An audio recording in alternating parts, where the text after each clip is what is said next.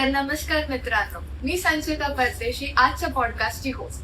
तर आज आपल्या सोबत जुडलेले आहेत मराठा आरक्षण याचिकाकर्ता, आर फाउंडेशन आणि अजिंक्य देवगिरी प्रतिष्ठानचे अध्यक्ष श्री विनोद पाटीलजी. सर, माझा पहिला सरळ सिंपल क्वेश्चन आहे तुमच्याशी. तुमचा लहानपण कुठे गेला? घरी परिस्थिती कशी होती आणि त्यावेळेस तुम्हाला काय बनायचं होतं? नाही, माझं लहानपण छत्रपती संभाजीनगरमध्ये गेलं. दौलताबाद देवगिरी माझं गाव आहे. सुरुवातीपासून मला एक सोशल ॲक्टिव्हिस्ट व्हायचं होतं आणि शिक्षण करायचं होतं. परिस्थिती चांगली होती. माझे वडील मी 19 वर्षाचा असताना वारले, त्याच्यामुळे माझं लाईफ सडनली चेंज. जो डिसिजन मेकिंग काळ होता माझा स्ट्रगलमध्ये कन्वर्ट झाला.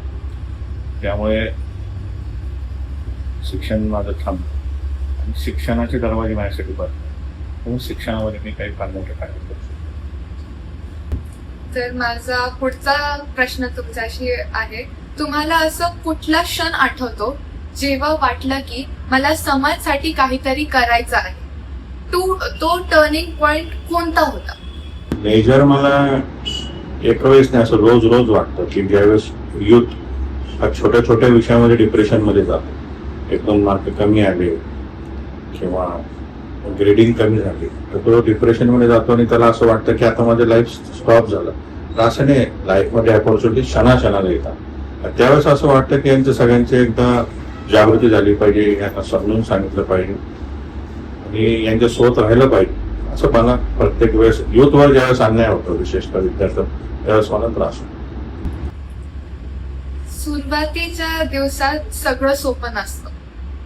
तुम्ही कोणता मोठा संघर्ष केला आहे?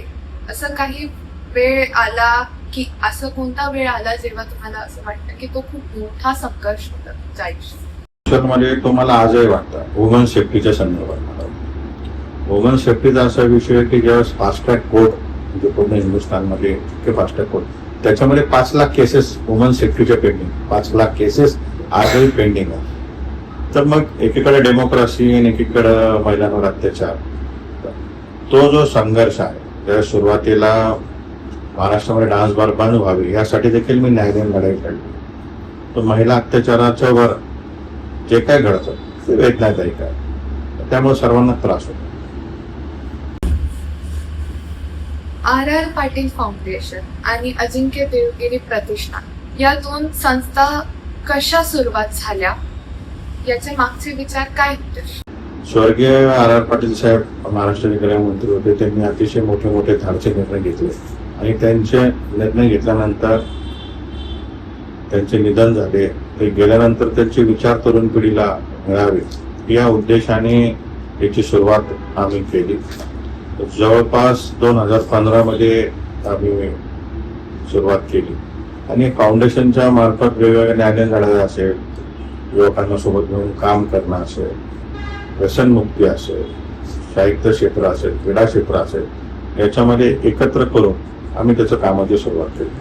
अजिंक्य देवगिरी प्रतिष्ठानची सुरुवात ही ज्यावेळेस मी दिल्लीमध्ये पहिला अर्ज केला की आम्हाला आग्रा येथे शिवजयंती करायची आणि आर पाटील फाउंडेशनच्या नावाने मी तो अर्ज केला. परंतु तिथे असं आर पाटीलच्या वतीने सांगण्यात आलं की कुठल्याही व्यक्तीच्या नावाने फाउंडेशन असेल तर त्याला आम्हाला परवानगी देऊ शकत नाही. मग माझं गाव दौलताबाद देवगिरी, आम्ही छोटं मोठं सांस्कृतिक कार्यक्रम तिथं करायचो आणि आम्ही अनऑर्गनाइज नॉन बॅनरमध्ये करायचो. तर गाव देवगिरी आमचा देवगिरी किल्ला अजिंक्य आहे, त्याच्यामुळे पहिला भारताचा भगवा ध्वज पडला. तर आम्ही अजिंक्य देवगिरी प्रतिष्ठानची सुरुवात एक 5 वर्षापूर्वी केली आणि पहिला कार्यक्रम हा आम्ही आग्र्याला शिवजयंतीचा अजिंक्य देवगिरी प्रतिष्ठान केला. आता मी याच्यात बायफर्गेशन केलेलं आहे. सोशल कॉज अवेअरनेस हे आम्ही आर पाटील फाउंडेशन मध्ये करतो आणि सांस्कृतिक कार्यक्रम आम्ही अजिंक्य देवगिरी प्रतिष्ठान. तुमचा मुख्य फोकस शिक्षण आणि तरुण सक्षम वर काय आहे? हा विषय तुम्हाला इतका जवळचा का वाटतो? कारण काय की ग्लोबलायझेशन मध्ये आणि तरुणांना समजेल या भाषेत सांगतो की कोणाचेही पालक असेल तर ते फार अडचणीतून तुमची फीस पेड करतात. आणि त्यांचं ड्रीम असतं की 50-55 पर्यंत मी काहीतरी करेन, त्याच्या पुढे माझा मुलगा टेक ओव्हर करेन, मी बसून आरामशीर खाईल. तुमच्या नातेवाईकांकडे तुम्ही डोळे बंद करून बघितलं असेल, तुमच्या कॉलनीतल्या लोकांकडे डोळे बंद करून तुम्ही बघा, आणि तुमच्या पॅरेंट्सचे संपर्काच्या लोकांकडे तुम्ही डोळे बंद करून विचार करा. डोळे बंद करा हा शब्द मी याच्यासाठी विचार करतो की तुम्हाला कळेल की सन्मान कोणाचा आहे, एक सुशिक्षित माणसाचा आणि दुसरा पैशावाल्या माणसाचा. तुमच्या हे जवळ जे कोणी आहे ते एक तर सुशिक्षित लोकांचं तुम्हाला आकर्षण आहे आणि दुसरं ज्यांच्याकडे पैसे त्यांचं आकर्षण आहे. नॉन एज्युकेटेड माणसाला गवार म्हणतात, त्याला समाजात किंमत नसते. त्याला समोर एखादा बाहुबली सारखा पैलवान असेल तर त्याला भैया भैया म्हणलं जाईल, परंतु मागे त्याचे झिरो व्हॅल्यू असते. पैसा जर तुमच्याकडे असेल, मेहनतीने कमवला असेल, तर तुम्ही जगातल्या कोणत्याही गोष्टी तुम्ही करू शकता. तेव्हा आर्थिक क्रांती आणि शैक्षणिक क्रांती या दोन क्रांत्या जर विद्यार्थ्यांनी केल्या आणि त्या शिक्षणातून घडत असतो, तर तुमचा पुढचा जो प्रवास आहे तो अतिशय सक्सेसफुल आहे. आणि तो प्रवास जर तुम्हाला सक्सेसफुल करायचा असेल, हे बघा ना, तुम्ही अनपढ माणसाला किंमत नाही, मी जसं बोललो, तो काहीच शिक्षणामध्ये करू शकत नाही, त्याला जॉब मिळू शकत नाही, तो पायावर उभा राहू शकत नाही. देशामध्ये सगळ्यात लोएस्ट पोझिशन आहे पिओनची आणि सगळ्यात टॉपेस्ट पोझिशन आहे IAS ची. यांना आपण सुरुवातीला सगळे कलेक्टर म्हणून ओळखतो. या दोनच पोस्ट आहेत. या दोन पोस्टमध्ये जर खालून वरपर्यंत तुम्हाला प्रवास करायला तुम्हाला शिक्षण पाहिजे. तुम्हाला आई वडिलांना सुखी ठेवायचं असेल, चांगलं आरोग्य पाहिजे असेल, पुढे तुम्हाला सगळ्या गोष्टी उपभोग घ्यायच्या असतील, तर तुम्हाला पैसे पाहिजे. आणि या दोन्हीचं गेट म्हणजे एज्युकेशन. तर एज्युकेशनवर फोकस करावा यासाठी मी प्रयत्न करतो. ग्रामीण भागात काम करताना तुम्हाला कोणता असा चॅलेंज खूप मोठा वाटतो? लोकसंख्या, पैसे की माइंडसेट? आणि आता ग्रामीण भागाचं दुर्दैव असं झालंय की कदाचित हा युवकांना विषय लेट कळेल, परंतु ग्रामीण भागाची लिडरशिप आता संपत आली. मुंबई, संभाजीनगर, दिल्ली आता हे सगळं ग्लोबलायझेशन कडे चाललंय. आणि ग्लोबलायझेशन मध्ये हे चाललंय नागरिकांकडे, अर्बनायझेशन कडे. तर ग्रामीण भागामध्ये आज तुम्ही बघा, तुम्ही आता सगळे 10वी-12वीत आहेत, तुम्ही 4वी-5वीत असताना तुमच्या गावाकडे जायचे लग्नात किंवा तुम्हाला टोपीवाले धोतरवाले लोक दिसायचे. आता ते संपुष्टात आले. म्हणजे ग्रामीण भागाचे विषय आता कोण आणि कसा मांडेल हा सगळ्यात मोठा टेन्शनचा विषय माइंडसेटचा नाहीये. आजही तुम्ही जर यादी उचलली तर ग्रामीण भागातील लोक शिक्षणात मोठे झालेले आहेत, ग्रामीण भागातील लोक पैशावाले झालेले आहेत, परंतु आता त्यांचे प्रश्न मांडण्यासाठी तिथली युथ लिडरशिप कमी झाली. हा फार मोठा टेन्शन मला वाटतं. तो त्यांचा माइंडसेटचा, शिक्षणाचा विषय नाही, त्यांचे विषयच आजच्या पिढीला कळत नाही. दुर्दैवाने काही दिवसांनी शहरामध्ये राहणारे लोक हे निर्णय प्रक्रियेमध्ये राहतील आणि त्यांना ग्रामीणची व्यथाच कळणार. आजही काही लोक मिमिक्री करतात किंवा छोटा जोक म्हणून फॉरवर्ड करतात की मैं किसान पुढी हो, मुझे कर्ज माफी कैसे मिळेल. तर ह्या ज्या गोष्टी धोक्याच्या घंट्या आहेत. त्यामुळे शहरातल्या विद्यार्थ्यांना ग्रामीण भाग कळणं हे फार गरजेचे आहे, नाही तर इनबॅलन्स ऑफ इंडिया होतो. आजचं तरुण मोबाईल, रील्स, इन्स्टंट फेमच्या मागे आहे.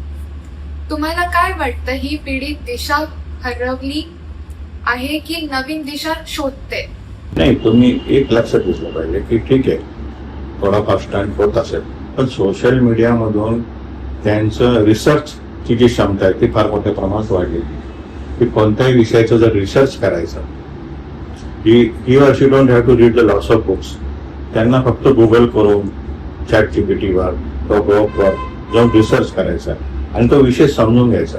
तो फायदा देखील झालेला आहे. दुसरा विषय की ज्यांना प्लॅटफॉर्म नव्हतं, की एखाद्यामध्ये परफॉर्म्स करण्याची तयारी आहे, त्याच्यामध्ये जबरदस्त कॅपॅसिटी, परंतु त्याला संधी मिळत नव्हती, तो त्यांनी व्हिडिओ करून किंवा तिने व्हिडिओ करून एखाद्या सोशल प्लॅटफॉर्मवर टाकला, तो वर्ल्ड कॅन सी नाव. ती संधी पण त्याच्यामध्ये मिळालेली आहे. तिसरा विषय, जगाशी कनेक्ट होता आलेला आहे. अमेरिकामध्ये काय घडलं, आता उद्या हर्मोजमध्ये काय घडलं ते तुम्हाला एका व्हिडिओमध्ये कळतं. तुम्ही तुमचं मत ओपिनियन देता की या what this right this not. एखादी मोठी घटना घडली तर तुम्ही ते समजू शकता. एखादं तुम्ही मोठ्या माणसाचं लेक्चर ऐकू शकता. कारण काय, पुस्तक वाचण्याचं खूप लोकांना जिव्हार आहे, पण बघण्याचं, आणि ऐकण्याचं लोकांना आवडतं, मेंटॅलिटी घेऊन ते तुम्ही बघू शकता. हे पॉझिटिव्ह झाले. आणि नेगेटिव्ह झाले की एखाद्याला वर्गात शिकायचंच नाही, तो दिवसभर रील बघत बसतो. तुम्ही एखादं लेक्चर ऐकण्यापेक्षा एखाद्या छोटी मूवीमध्ये टाइमपास करता. त्यामुळे सोशल मीडिया हे वरदान की श्राप हे वापरण्यावर आहे.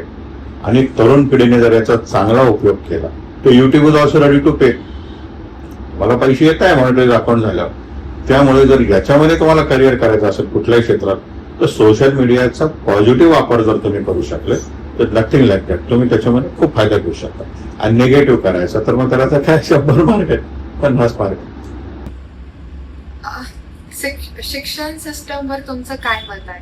जेव्हा डिग्री घेऊनही जॉब नाही, या प्रॉब्लेमवर काय सोल्युशन? बेसिकली थोडस माझ्या याच्यामध्ये थोडं वेगळं मत आहे, कदाचित कोणाला आवडेल नाही आवडेल, की ज्या काही बेसिक गोष्टी सिलेबसमध्ये आहेत रिफॉर्मेशन याचं झालं पाहिजे.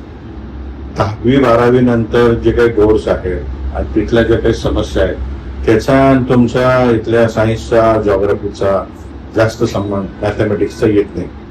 आता एक एक्झाम्पल, फॉर्म्युलावर आपली चर्चा झाली, व्हॉट इज दिस फॉर्म्युला. परंतु प्रॅक्टिकलमध्ये फॉर्म्युला वेगळा आहे. 2 आणि 2 4चा फॉर्म्युला आहे. मल्टिप्लिकेशन करता का डिवायडेशन तुम्ही करता का सबस्ट्रॅक्शन करता.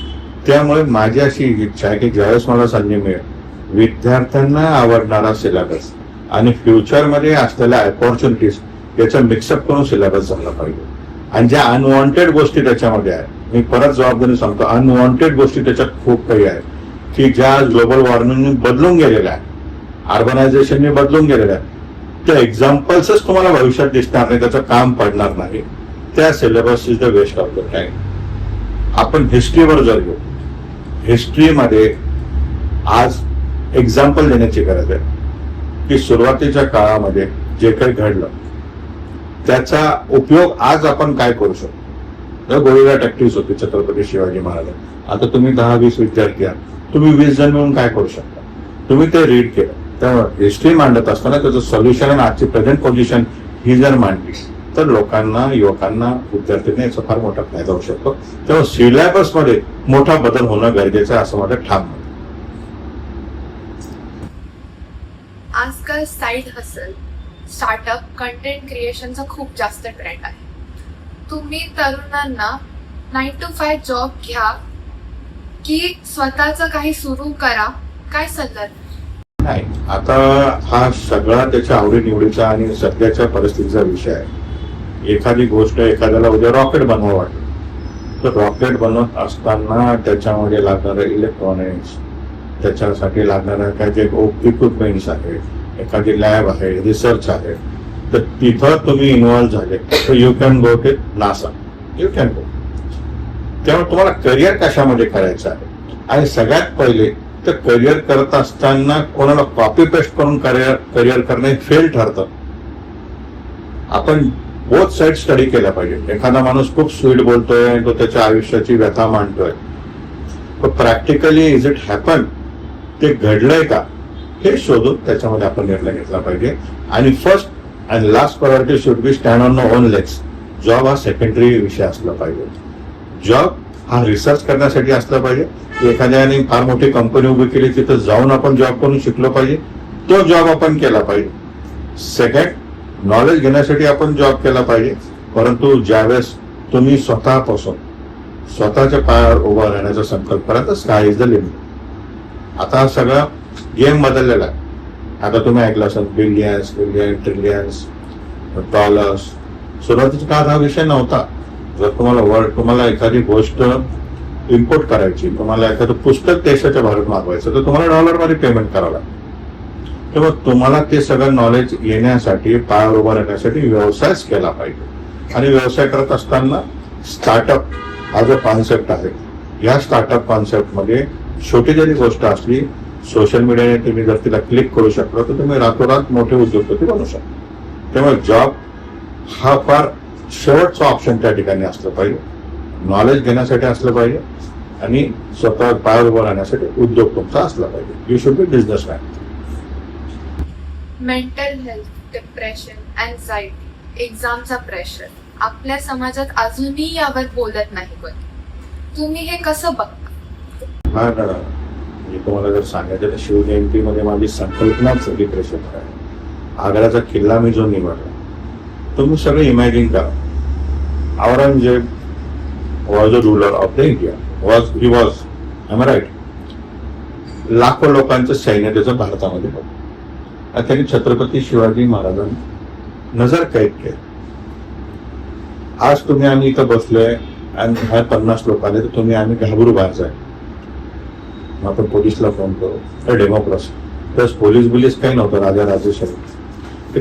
त्या सगळ्या सैन्यातून छत्रपती शिवाजी महाराज बाहेर आले.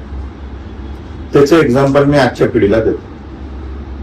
आजच्या पिढीला मी काय देतो, जसं मी परदेशी मला विचारत आहे की डिप्रेशन, मार्क कमी आहे, एखाद्या इन्स्टिट्यूटमध्ये ऍडमिशन नाही भेटलं, एखादा पेपर सोडायला 5 मिनिटं कमी मिळाली, एक्झाम सेंटरला 2 मिनिटं कमी मिळाली, फर्स्ट अटेम्प्ट मध्ये आपण पास नाही झालो, तो मुलं सुसाईडकडे चालतो. तर मला त्यांना एक्झाम्पल द्यायचंय की go to history. Chhatrapati Shivaji Maharaj आग्र्याच्या किल्ल्यामध्ये परिसरामध्ये नाही जर काही होते, त्यांना वाटलं त्यावेळेस ते टॅक्टिक्सने बाहेर निघून गेले, निष्ठून गेले आणि it was not a scape, it was a slab to Aurangzeb. तर तसे एक्झाम्पल आपल्या समोर असताना आपण छोट्या परीक्षेसाठी आपलं आयुष्य काही संपणार नाही, ह्याने पुढच्या परीक्षेमध्ये आपण पास. पण जो डिप्रेशन मध्ये तुम्ही चालले, स्वतःचं आयुष्य संपून लागले, हे थांबणं गरजेचं आहे. Depression is not your life. तुम्ही डिप्रेशन मध्ये कशामुळे जाता तर तुम्ही वर्ल्ड लिमिटेड समजून घ्या. तुम्ही ओपन माइंडने जर विचार केला तर एकही विद्यार्थी त्याच्यामध्ये डिप्रेशनवर जाऊ शकत नाही. म्हणून मी सगळ्यांना सांगतो की छत्रपती शिवाजी महाराज हे वाचा आणि त्याचे एक्झाम्पल आज लागू करा लाईफमध्ये. Every answer is that, every incident answer is that. आणि माझं असं ठामपणे मत आहे की ते वाचल्यानंतर एकही विद्यार्थी डिप्रेशनमध्ये जाऊ शकत नाही. गव्हर्नमेंट स्कीम्स तर खूप आहे आपल्या भारतात, पण मुलांपर्यंत अजूनही पोहोचत नाही. हा गॅप कसा भरायला पाहिजे? निश्चित हा गॅप भरण्याची जबाबदारी माझ्यासाठी सगळ्यांची आहे. एकदा तुम्ही 10 to 12 मध्ये आल्यानंतर तुम्ही जर ठरवलं की what I want to do आणि तुम्ही एक्सपिरियन्स लोकांच्या संपर्कात गेले आणि थोडं समजून घेतलं तुम्ही, त्यानंतर आता गुगल आहे, सगळ्या स्कीम्स आहे, ऑनलाईन आहे, तुम्हाला मेल करता येतो. प्रत्येक डिपार्टमेंटला तुम्ही मेल केला पाहिजे. सगळ्यात पहिले तुम्ही कॉन्फिडेंट व्हायला पाहिजे. I am confident, I want this is my government, this is my country. तर तुम्ही सुरुवात करा. आणि कॉपी पेस्टची संस्कृती आपली आहे. लोखंडेंनी काय केलं तर परदेशी हॉटेल मलाही करायचं, त्यांनी कसं केलं तसं मी करेल. तेव्हा कोणीतरी याच्यात इनिशिएटिव्ह घेतला पाहिजे आणि याच्यामध्ये सुरुवात झाली पाहिजे. निश्चित मी देखील माझ्या स्तरावर याच्यामध्ये पाठपुरावा करेल. संभाजीनगर पासून आपण सुरुवात करू की 10-12 नंतर काय काय ऑपॉर्च्युनिटीज आहे, गव्हर्नमेंटच्या काय स्कीम आहे, याचा आपण डिजिटल प्लॅटफॉर्म तयार करू. आणि डिजिटल प्लॅटफॉर्म हे बघा, तुम्ही काय जाऊन लाईनीत लावून हे नाही करू शकत, तर तुम्हाला अभ्यास करता येईल. तुम्हाला डिजिटली प्रोव्हाइड करता येईल. ते डिजिटली प्रोव्हाइड होण्यासाठी अजिंक्य देवगिरी प्रतिष्ठान म्हणून मी पुढाकार घेतो. आता तुम्हाला एखादी वेबसाईट किंवा एखादं प्लॅटफॉर्म तयार करतो, त्याच्यामध्ये सगळ्या स्कीम्स ज्या आहेत गव्हर्नमेंटच्या त्याला मर्ज करून मी डिस्प्ले करायला मी माझ्यापासून सुरुवात करतो. तशी सुरुवात सगळ्यांनी करावी. रिझर्वेशन, जात आणि राजकारण हे विषय तरुणांवर कसा परिणाम करतो? तुमचा निष्पक्ष मत काय? ते बघा, याच्यामध्ये माझे स्पष्टपणे मत आहे, जबाबदारीने माझं मत आहे की रिझर्वेशन कोणत्याही समाजाला, कोणत्याही कास्टला असेल ते 10 years साठी असतं. आपली जी घटना आहे, आपल्या घटनेमध्ये काय समजेल की आरक्षणाला मर्यादा 10 वर्षाची, पण it's a government failure. They are not successful in building the infrastructure for the any of the community. जोपर्यंत भारत सरकार किंवा राज्य सरकार हे इन्फ्रास्ट्रक्चर उभं करणार नाही, प्रत्येक समाजाच्या शेवटच्या घटकापर्यंत शिक्षण पोहोचवणार नाही, योजना पोहोचवणार नाही, तर त्यांना आरक्षणाला वेळोवेळी एक्सटेन्शन द्यावं लागतं. It's a failure of the government system. Reservation का मागितलं जातं? रिझर्वेशन यासाठी मागितलं जातं की आता आम्ही बॅकवर्ड झालो, आम्हाला मुख्य धारामध्ये आलं पाहिजे आणि मुख्य धारामध्ये येण्यासाठी काही काळासाठी आम्हाला रिझर्वेशनची गरज आहे. आणि त्या काळामध्ये सायमल्टेनियसली गव्हर्नमेंटनी सगळ्या गोष्टी प्रोव्हाइड केल्या तर भविष्यात कोणी रिझर्वेशन मागणारच नाही. रिझर्वेशन मोस्ट प्रॉब्ली फॉर एज्युकेशनसाठी मागितलं जातं. तर तुम्ही सगळे मॅक्झिमम इंग्लिश मिडियमचे स्टुडंट्स आहात. तुमची वर्षाची किती लाख रुपये फीस आहे, तुमच्या ट्युशनची किती लाख रुपये फीस आहे, तुमचे ट्रॅव्हलिंग अलाउन्स किती रुपयाची फीस आहे. ह्या सगळ्या गोष्टी जर बघितल्या, जर तुम्हाला उद्या गव्हर्नमेंटने फ्री एज्युकेशन दिलं पाहिजे. गव्हर्नमेंट कोणीच रिझर्वेशन मागणार नाही. म्हणजे मला रिझर्वेशन घेण्यासाठी मला माझी कास्ट प्रूव्ह करावं लागतं, मला लाईनीत उभं राहून सर्टिफिकेट घ्यावं लागतं, मला लाईनीत उभं राहून व्हॅलिडिटी घ्यावं लागतं. आणि मग म्हणावं लागतं की I am prove now, give me the education. Education is a mission, it's not a charity नाही, हे मिशन आहे. आणि देशाने राज्यांनी मिशन सारखं यायला केलं तर कोणी रिझर्वेशन मागणार नाही. परंतु रिझर्वेशनची गरज आहे जोपर्यंत त्या तुलनेत इन्फ्रास्ट्रक्चर उभं राहतं. AI आणि टेक्नॉलॉजीमुळे पुढच्या 10 वर्षात जॉब मार्केट पूर्णपणे बदलेल. आपल्या ग्रामीण तरुणांनी यासाठी काय तयारी करायला पाहिजे? They should join AI. AI असं टूल आहे की याच्यामध्ये तुमच्या डोक्यावरचा भार कमी होतो. आणि हे अतिशय चुकीचे मानणे आहे की जॉब कमी होतात. AI रिलेटेड गोष्टी जर निर्माण झाल्या, तुम्ही चायनाकडे बघितलं पाहिजे. चायनामध्ये टेक्नॉलॉजीचा हेल्प घेऊन ते प्रत्येक प्रकारचं मॅन्युफॅक्चरिंग करतात आणि वर्ल्डला सर्व्ह करतात. तर ग्रामीण भागातल्या विद्यार्थ्यांनी AIचा वापर करून, परत तो क्वेश्चन येतो की लाईट आहे का ग्रामीण भागामध्ये, प्रत्येक गावात लाईट आहे का, लोड शेडिंग नाही. त्याला मोबाईल जरी चार्ज करायचा तर मोबाईल घेण्याचे पैसे आणि मोबाईल चार्ज करण्यासाठी वीज ही सरकार देणार आहे का? AI सोबत जोडण्यासाठी आपल्याला पहिले इन्फ्रास्ट्रक्चर द्यावं लागेल. आणि ग्रामीण भागामध्ये विद्यार्थ्यांनी किंवा शहरातल्या विद्यार्थ्यांनी AIचं नॉलेज जर गेन केलं आणि त्याला एक what can you say like robot किंवा एक गायडन्स म्हणून जर त्याला प्रॉपर युटिलाइज केलं तर मला वाटते आणि जॉब वाढतील. ही चुकीची सांगता मला जॉब कमी होतील. आज इंडियामध्ये जो मार्केट आहे, आता तुम्ही मागच्या 3-4 वर्षाचा जर अभ्यास केला तर आपली इंडियन इकॉनॉमी आज कशावर डिपेंड आहे? 25% पेक्षा अधिक आपण ऍग्रिकल्चर एक्सपोर्ट केलं.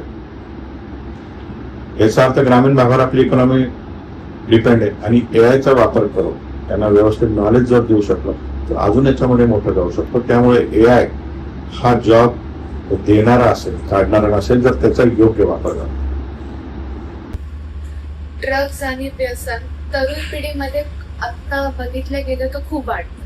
तर तुमचं फाउंडेशन याबद्दल काही स्टेप्स या ऍक्शन घेतलेले आहेत का? निश्चित आम्ही अवेअरनेस कॅम्प घेतले आणि एक लक्षात आलं की मी ड्राईव्ह मध्ये घेतली. थर्ड आयचा वापर करून, third I in the sense तुमच्या सारखे जे काही स्टुडंट्स आहेत त्यांचा वापर करून मी लिस्ट केली की यार कोण मुलं आहेत जे ट्रीट करताय किंवा काही व्यसनामध्ये चालले, त्यांची लिस्ट केली. आणि मी त्यांच्या पॅरेंट्सला जवळ भेटलो आणि शॉकिंगली मला कोणत्याही पॅरेंटने कॉपरेट केलं नाही. प्रत्येक पॅरेंटचं म्हणणं आहे, मी पॅरेंट आहे, माझं असंच म्हणणं आहे की माझी मुलं असं करू शकत. तेव्हा पॅरेंट्सनी याच्यामध्ये पुढे आलं पाहिजे, स्वीकारलं पाहिजे, लक्ष दिलं पाहिजे की माझं पाल्य काय करतं आणि ठामपणे सांगितलं पाहिजे. कारण रिफ्रेशमेंट सेंटरमध्ये, रिहॅबिलिटेशन सेंटरमध्ये भरती केलं पाहिजे आणि त्याचं माइंड वॉश केलं पाहिजे. त्याचबरोबर तुमच्या मित्रांचं देखील काम आहे की त्याला प्रोत्साहन न देता की चल यार तू लेण्याचा मी बी देतो, हे न करता how it is dangerous, how it is harmful हे आपण त्यांना सांगितलं पाहिजे. आणि हे स्टॉप करण्याचं 50-50 जिम्मेदारी आहे, 50 पॅरेंट्सची आणि 50 स्टुडंट्सची. तुम्हाला जर वाटतं तुमच्या मित्रासोबतचा हा व्यवस्थित राहिला पाहिजे, तुमची जबाबदारी त्याची अवेअरनेस करायची, त्याच्या पॅरेंट्सला सांगायची. त्याचबरोबरीमध्ये आता छत्रपती संभाजीनगर असेल, महाराष्ट्र पोलीस असेल, फार मोठ्या प्रमाणात कारवाया होत आहेत. आपल्याला कुठे कळलं तर आपण पोलिसला देखील कळवलं पाहिजे की हा माणूस असा व्यवसाय करता, स्टॉप करा.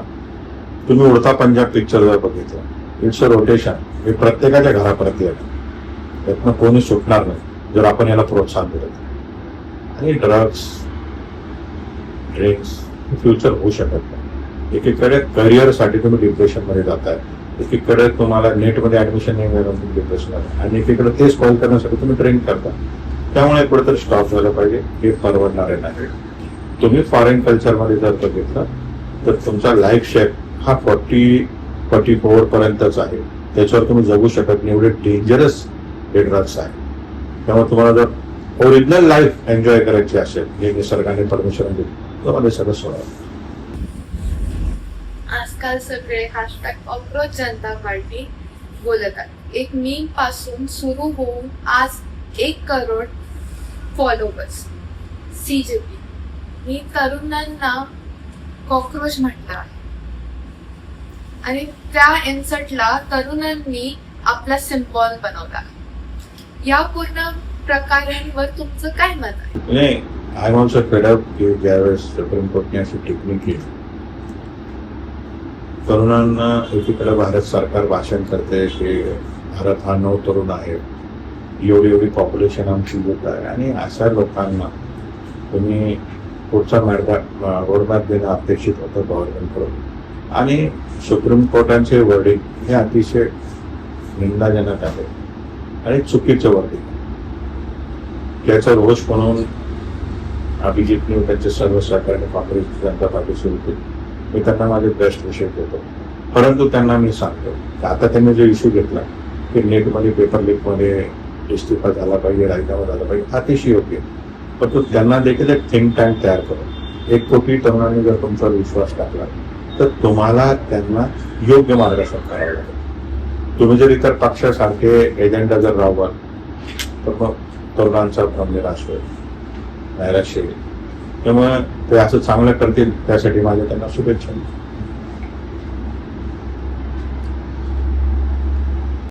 CJPचं मुख्य मागणी बेरोजगारी आणि नीट 2026 पेपर. एक शिक्षण क्षेत्रात काम करणार म्हणून एक्झाम सिस्टम मध्ये पेपर लीक्स आणि गडबडवर तुमचं काय मत आहे? नाही, आता मी माझं महाराष्ट्राचं जर बोलेल, महाराष्ट्राला स्वातंत्र्य होऊन आज आपण धरू एक्झाम्पल 70 इयर्स आहे. आपण असं 70 इयर्स मध्ये तुम्ही एक सिस्टम डेव्हलप नाही करू शकले की ज्याच्यामध्ये तुम्ही स्ट्रॉंगली एक्झाम कंडक्ट करू शकता. दर एक्झामला पेपर फुटतो, कधी MPSCचा फुटतो, कधी नीटचा फुटतो. हे फेलियर नाही आहे, हे गव्हर्नमेंटचा 100% फेलियर आहे. तुम्हाला TCS सारख्या संस्थेला, टाटा सारख्या संस्थेला पुढे आणून त्याच्यामध्ये एक्झाम कंडक्ट करावं लागतं आणि तिथं मोठ्या मोठ्या अधिकाऱ्यांना करोडो रुपये MPSCच्या आम्ही पगार दिले. आणि जर ते परीक्षा घेऊ शकत नाही मग MPSC आम्हाला कशाला पाहिजे, असा प्रश्न माझ्या डोळ्यासमोर. फेलियर ऑफ द गव्हर्नमेंट आहे की तुम्ही एक्झाम कंडक्ट करू शकले नाही. फेलियर ऑफ द सिस्टम आहे की तुम्ही तरुणांच्या करिअरशी खेळला. तो तरुण रात्रभर दिवसभर अभ्यास करतो, अशा तरुणाला सगळं काही सोडून रडत बसावं लागतं की मी अभ्यास केला आणि जे मुलं स्पर्धेत नव्हते त्यांना पेपर मिळाला तर माझा रिझल्ट कसा लागेल. परत एकदा सांगतो, गव्हर्नमेंटनी याच्यातून फार काही शिकण्यासारखं आहे. पेपर लीक करणं, पेपर लीक होणं याचा अर्थ गव्हर्नमेंटचा कंट्रोल नाही, असं मला ठामपणे वाटतं. तुम्हाला काय वाटतं, तरुणास रस्त्यावर उतरून जंतर मंतर प्रोटेस्ट, असे प्रोटेस्ट सोशल मीडियावर बोलत आहे, हे चेंजेस घडणार की फक्त ऑनलाईन अँगर आहे किंवा मीम साठीच आहे? ऑनलाईन अँगर तर आहे.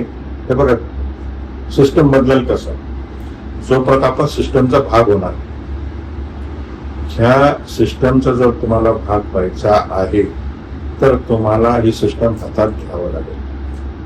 अँगर तुम्हाला ज्यावेळेस तुम्ही व्यक्त करता त्याचबरोबर तुम्ही सोल्युशन देखील त्या ठिकाणी सांगितलं पाहिजे.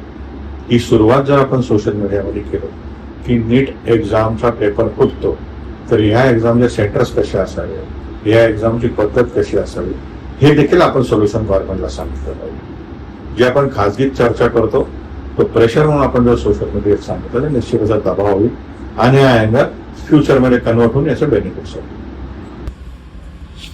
आता इंडियामध्ये कोचिंग कल्चर, कोटा, PW असे खूप सारे फ्रँचायझीस खूप असे ट्रेंडवर आहे.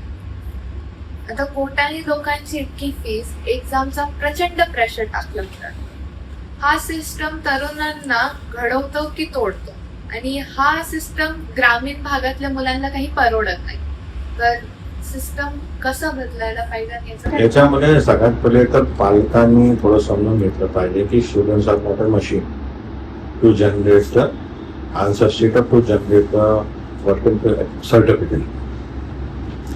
जो फार आणि जो मार तरुणांच्या डोक्यावर आई वडिलांकडून आहे, मामांकडून आहे, काकांकडून आहे की तू हे झालाच पाहिजे, तू कोट्यामध्ये जाऊन 18 तास अभ्यास केलाच पाहिजे, तू नेट क्रॅकच केली पाहिजे, तू IIT मध्ये गेलाच पाहिजे, तू IIM मध्ये गेलाच पाहिजे. माझा प्रश्न असा आहे, भारतामध्ये समजून घ्या 5 कोटी स्टुडंट्स एक्झामला बसत असतील तर जागा 5,000 पण नाही. मग पॅरेंट्सला माझा असा प्रश्न आहे की तुम्ही नीटच दिले का आयुष्यामध्ये, तुम्ही MBA केलं का आयुष्यामध्ये, 1,00,000 दरवाजे आहेत ना. आणि मुलांकडे तुम्ही जर मशीन म्हणून नाही बघितलं, त्याच्यावर प्रेशर नाही टाकलं, त्याला डिप्रेशनमध्ये नाही बोललं, त्याचा सातत्याने छळ नाही केला, तर याच्यापेक्षा जास्त तो बनू शकतो, अजून ताकदवर तो बनू शकतो शैक्षणिक क्षेत्रामध्ये. तर पॅरेंट्स ज्या लेवलला कॉन्शियस झालेले आहेत आणि पॅरेंट्स ज्या लेवलला दबाव टाकतायत, त्याचा बेनिफिट घेऊन हे कोचिंग क्लासेसवाले बिझनेस डेव्हलप करतात. त्यांना माहिती आहे की लोखंडेच्या पालकाला लोखंडे डॉक्टर झालाच पाहिजे, मग लोखंडे डॉक्टर होणार आहे तर मग माझे कोचिंग क्लास राहिले इतके लाखो फीज आहेत, मग भले त्याचे वडील त्याचा प्लॉट विकून फीज होते. पण अशा पद्धतीने जर पालकांनी थोडी जबाबदारी स्वीकारली आणि मुलांना थोडस जर फ्रीनेस दिली, फ्रीडम दिली, तर निश्चित अशा प्रकारचं काही घडणार नाही आणि कोचिंग क्लासेस देखील ठिकाणावर येतील आणि मुलांवर असलेलं बर्डन कमी होईल. त्यामुळे पालकांना मी ब्रॉडकास्टून आवाहन करतो की तुम्ही तुमचा थोडासा विचार करा. ही मुलं आहेत, यांच्यावर एवढा दबाव टाकू नका. ही कुठली फॅक्टरी नाही, कुठली मशीन नाही की तुम्ही बटन दाबावर प्रोडक्शन येईल. यांना तुम्ही हँडल विथ केअर करा. निश्चित या तरुणांची मी जबाबदारी घेतोय, जास्त रिझल्ट होईल.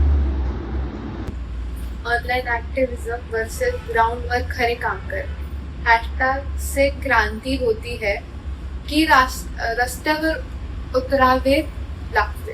आजकाल आपण बघितलं की मॉडर्नायझेशन मध्ये तरुण ड्रेसिंग कॉपी करतोय, हिरोची हेअरस्टाईल कॉपी करतोय, म्हणजे त्याच्यावर जो प्रभाव टाकला जातोय तो सोशल मीडियामध्ये अशा काही टॅगलाईन्स जर आल्या आणि याचा इम्पॅक्ट तुमच्यावर झाला आणि तुम्ही जर जागृत झाले त्याचा फायदा आहे. पण सोशल मीडियामध्ये चुकीचं आलं तुम्ही त्या पद्धतीने गेलं तर नुकसान आहे. त्यामुळे ग्राउंड रियालिटी इज निडेड आणि जगामध्ये जोपर्यंत मी तुमचे हातपाय डोकं हलवत नाही तुम्हाला काहीच मिळू शकत. तुम्हाला हातपाय हलवलेच पाहिजे, काम केलंच पाहिजे. त्यासाठी तुम्हाला ग्राउंड वर्क गरजेचं आहे. रिसर्च केल्यावर त्याचा उपयोग झाला पाहिजे. त्यामुळे ग्राउंड वर्क इज नेसेसरी. तुमच्या संस्थासोबत जॉईन व्हायचं असेल, मदत करायची असेल, स्वतःच्या मनाने काही करायचं असेल तर लोक कसं कनेक्ट होऊ शकतात तुम्हाला? सगळ्यात पहिले माझी एक संस्था, आमची एक संस्था, सॉरी मी माझी म्हटलं, आमची जी संस्था आहे सर्वांची, या संस्थेचं बँक अकाउंट नाही. आम्ही कोणत्याही प्रकारचे फंड्स घेत नाही, फंड्स देत नाही. इथं जे काय ऍक्च्युअल असतं, आग्र्याला शिवजयंती असेल, शिवकार्य असेल, शैक्षणिक क्रांती असेल, ड्रग्स चक्र असेल, याच्यामध्ये आम्ही सगळ्यांना जॉईन करून देतो. आम्ही सांगतो की you start from your on. तुम्ही त्या ठिकाणी स्टार्ट करा आणि अशा प्रकारे याला फ्लरिश करा. फ्लरिश केल्यानंतर याचा रिझल्ट मिळेल. त्यामुळे तुम्हाला आम्हाला जॉईन व्हायचं असेल तर तुम्ही डिजिटली जॉईन व्हा आणि जे काही ड्राईव्ह असेल ते तुम्ही करायला सुरुवात करा. जे तरुण आजही ऐकत आहेत, कन्फ्युज आहेत, दिशा सोडत आहेत, त्यांना काय मेसेज देईल? सगळ्यात पहिले तर माझा त्यांना प्रश्न आहे, भारत कोण चालवतो? तुम्हाला प्रश्न आहे, भारत कोण चालवतो? Who runs this country? Who are the people who run this? Citizens right ही government 4,949 people runs this country. Only 4,949 people. Who are they? 4,949 लोक भारत चालवतात. ते कोण आहेत? ते भारताचे प्रधानमंत्री आहेत, भारताची कॅबिनेट आहे, देशातले सगळे राज्याचे मुख्यमंत्री आहेत, देशातल्या सर्व राज्याच्या मुख्यमंत्री सोबत असलेले काही प्रमुख कॅबिनेट आहेत, देशातले सुप्रीम कोर्टचे जजेस आहेत, चीफ जस्टिस इन्क्लूड, भारतातल्या सगळे जजेस आहेत सगळ्या स्टेटचे जजेस आहेत, IAS ऑफिसर्स आहेत, जे IAS ऑफिसर तुमच्या इथून तर दिल्लीपर्यंत पोस्ट होल्ड करतात ते त्याच्यात आहेत. काही स्ट्रॉंग लिडर्स आहेत, काही स्ट्रॉंग मीडियाचे रिपोर्टर्स आणि एडिटर्स आहेत आणि काही स्ट्रॉंग बिझनेसमॅन. तर तरुणांची फाईट असली पाहिजे की I want to be the member of 4949. मी 4949 मधला सदस्य कसा होईल, त्याचे मार्ग वेगळे. You can be a doctor, you can be a software engineer, you can be a जज, you can be a good politician, you can be a big businessman. तिथे जाण्याचे द्वार वेगळे.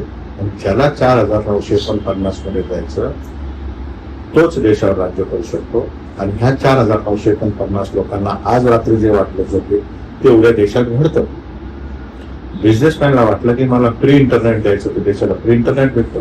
त्यांना वाटलं की मला 300 रुपयाचा रिचार्ज पाहिजे, 300 रुपये भेटतो. 100 रुपये पाहिजे, 100 रुपये भेटतो. 300 पाहिजे, 300 भेटतो. एखाद्या न्यायमूर्तीला वाटलं की मला हा केस लॉ करायचा आहे, ही गोष्ट कायद्यात नाही, परंतु जे केल्यानंतर देशाचा फायदा होईल तो केस लॉ होतो. एक्झाम्पल, सगळ्या कोर्टाने बैलगाड्या शर्यतीला बंदी आणली होती. सुप्रीम कोर्टाने सांगितलं हायवेवर वाईनचे बार आणि वाईन शॉप नसावे. त्या सुप्रीम कोर्टाने सांगितलं असावे. रेव्हेन्यूसाठी सांगितलं असं काय सांग. भारताच्या प्रधानमंत्र्यांना वाटलं मला मोफत राशन द्यायचं, तर राशन देतात. उद्या काही टॅक्सला वाटलं ते टॅक्सला होती. सायंटिस्टने एखादा रिसर्च केला, त्याचा फायदा आपल्याला होईल. त्यामुळे 4949 लोकांमध्ये जर तुम्ही जाऊ शकला, ते जाण्याचं स्वप्न तुम्ही पाळा. आणि 4950 लोकांमध्ये तुम्हाला जाणं सहज शक्य आहे. तुम्हाला जज व्हायचं तर लॉ करायचं, वकील व्हायचं, प्रॅक्टिस करायची. कॉलेजमध्ये वाटलं तुम्हाला जज करते. तुम्हाला छोटा स्टार्टअप करायचा आहे, 4 वर्ष 3 वर्ष बिझनेस करायचा आहे, बॅलन्स शीट स्ट्रॉंग ठेवायची, तुमचे शेअर फ्लोट करायचे, तुमचं कंपनीचं नेटवर्क वाढेल, तुमच्याकडे शेअर्सचे पैसे तुम्ही मोठे बिझनेसमॅन होऊ शकता. तुम्हाला राजकारण करायचं, तुम्ही खासदार व्हा, देशामध्ये केंद्रीय मंत्री व्हा, कायदा बदला, हे तुमच्या हातात आहे. डेमोक्रेसी, लोक तुमच्या सोबत. तसंच तुम्ही देशामध्ये 4950 मध्ये अभ्यास करा, IAS व्हा, तुम्ही निर्णय घेऊ शकता. तुम्ही MLA व्हा, MP व्हा, चीफ मिनिस्टर व्हा, तुम्ही करू शकता. तर त्यामुळे तरुणांमध्ये जिद्द असली पाहिजे की मला 4950 मध्येच जायचं आहे.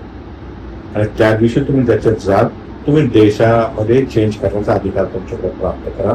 तेव्हा माझं तरुणांना आव्हान आहे की शिक्षण, आर्थिक क्रांती व शैक्षणिक क्रांती या 2 क्रांत्या करा आणि 4950 मध्ये जा. कोणाचा बातही तुम्हाला अडवू शकत नाही. You will be the boss. तर सर, आपण आता शेवटच्या याच्यावर आलो, तर मी तुम्हाला काही तुमच्यासमोर काही शब्द मांडेल. तुमच्या मनात जेही पहिला विचार येतो ते please. Chhatrapati Shivaji, national, Chhatrapati Sambhaji. Chhatrapati Sambhaji Maharaj teaches the youth you should live life with daring. You should be daring and you should not compromise with your principles and values. Social media, मी परत सांगतो, हा दुधारी तलवार आहे. याचा उपयोग कराल तर फायदा आहे, अतिरेक कराल तर तुमचं नुकसान. India has different type of culture, and India is only the country in the world who has talent, who has tradition, who has history, who has spices, each and everything which show the aura India has. Gen Z. Gen Z is the future of India, and we should respect them. Last मध्ये आम्ही ACS, आमचा ACS हा group. ACS ग्रुपने जे initiative घेतला, you R the first. म्हणजे मी छत्रपती संभाजीनगरमध्ये आतापर्यंत खूप लोकांशी चर्चा केली, पण तुमचा ग्रुप फर्स्ट आहे की जो स्वतः एक्सपिरियन्स करतोय, स्वतःचा एक्सपिरियन्स सर्व करण्याचा प्रयत्न करतोय. तेव्हा ACSला माझ्या खूप खूप शुभेच्छा आहे. तुमचं ब्राईट फ्युचर आहे आणि तुमच्यामध्ये युनिटी, आणि तुम्ही प्री स्टार्ट केलेलं आहे. म्हणजे 10th स्टँडर्ड पासून सगळं जाऊन तुम्ही स्टार्ट करणार, जसं तुम्ही आता सांगितलं. तर ही फार मोठी गोष्ट आहे आणि माझ्या सगळ्यांची जबाबदारी तुम्हाला सपोर्ट केला, तुम्हाला प्रमोट केलं पाहिजे. आता हे तुमचं बघितल्यानंतर माझ्या डोक्यात अशी कल्पना आली, मी देखील काही मुंबईत जिल्हा माझ्या संपर्कातल्या जे पोस्ट होल्डर त्यांना विनंती करणार आहे की तुम्हाला सगळ्यांना त्यांची भेट झाली पाहिजे, त्यांच्याशी इंटरॅक्शन झालं. ते ऑफिसर्स असतील, ते पॉलिटिशियन्स असतील, तर बिझनेसमॅन असतील. मी जे बोलतोय ते काय बोलताय हे देखील तुम्हाला लक्षात घेऊन मुलांपर्यंत पोहोचलं पाहिजे. सर मी विशेषसाठी प्रयत्न करेल, तुमच्यासोबत उभं राहिलं, तुम्हाला शुभेच्छा देतो आणि एक रिक्वेस्ट करतो की तुम्हाला जेवढी जागृती करते तेवढी जागृती करा आणि निर्भयपणे जो विषय वाटेल तो विषय तुम्ही करा. There should be no compromise. Sir मी तुमचा मनापासून आणि माझी टीम पण मनापासून धन्यवाद आणि आभार प्रकट करते. थँक्यू तुमचा वेळ दिला. तुमचा थँक्स.